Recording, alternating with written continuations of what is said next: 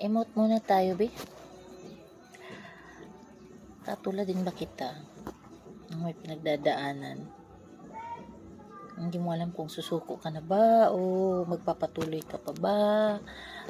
Kasi mismong pamilya mo hindi ka makakakita ng suporta, hindi mo maririnig sa kanila na lumaban ka kasi kailangan ka pa namin.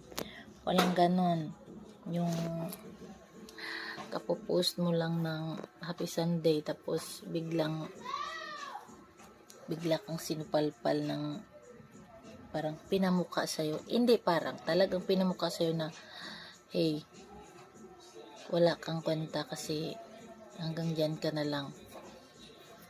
Yung parang kahit sino naman, walang may gustong humilata ka na lang. Kung meron lang pwedeng gawin, bakit hindi? Bakit hindi? Ay, emote muna